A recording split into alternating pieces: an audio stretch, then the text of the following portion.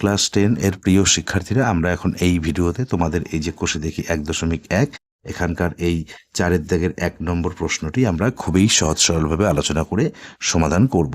তো প্রিয় শিক্ষার্থীরা, আমরা প্রথমে প্রশ্নটা একটু ভালোভাবে পড়ি। প্রশ্ন এখানে আমাদের দেওয়া রয়েছে a-2 × x² + 3x + 5 = 0। সমীকরণটি এ এর কোন মানের জন্য দ্বিঘাত সমীকরণ হবে না তা নির্ণয় করি। ঠিক আছে, এখন কিন্তু এখানে এই যে সমীকরণটি দ্বিঘাত সমীকরণে পরিণত হয়ে আছে, তো এখানে এ এর জায়গায় আমরা কি এমন একটি সংখ্যা লিখতে পারি যাতে সমীকরণটি আর দ্বিঘাত থাকবে না তা আমাদের নির্ণয় করতে বলা হয়েছে। মানে এ এর জায়গায় কত লিখলে সমীকরণটি আর দ্বিঘাত থাকবে না।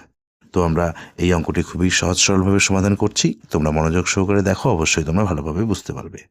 তো প্রিয় শিক্ষার্থীরা, আমরা দেখতে পাচ্ছি এই সমীকরণটি দ্বিঘাত সমীকরণের আকারে রয়েছে। ঠিক আছে, আর এখানে প্রশ্নে আমাদের বলেছে যে এ এর মান কত হলে এই সমীকরণটি আর দ্বিঘাত থাকবে না, মানে এ এর জায়গায় কত লিখলে এই সমীকরণটি আর দ্বিঘাত থাকবে না। তো আমরা এখানে দেখো, এই যে এর জায়গায় যদি আমরা 2 লিখি তাহলে সমীকরণটি আর দ্বিঘাত থাকবে না। আমরা এই যে এর জায়গায় 2 লিখলাম, বাকি সংখ্যাগুলি যা আছে তাই লিখলাম। ঠিক আছে, এই বাদেই এই দেখো, এই যে 2 এর থেকে যদি আমরা 2 বিয়োগ করি তাহলে এখানে আমরা পাবো 0 0, আর এই যে এখানে কোনো চিহ্ন নেই, মানে গুণ চিহ্ন রয়েছে। ঠিক আছে, এই x² এই প্লাস এই 3x প্লাস এই 5 = 0। সুতরাং এখন দেখো, এই যে 0 আর x² যদি আমরা গুণ করি আমরা পাবো 0। ঠিক আছে, তো 0 লেখার প্রয়োজন হয় না, এই 3x লিখবো প্লাস এই 5 লিখবো = 0।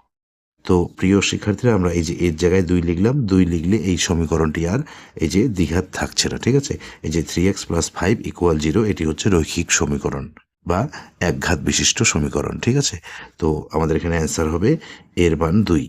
সুতরাং প্রদত্ত সমীকরণটিতে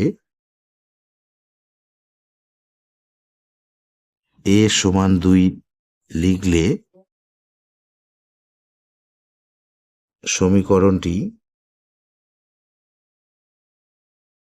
দ্বিঘাত থাকবে না।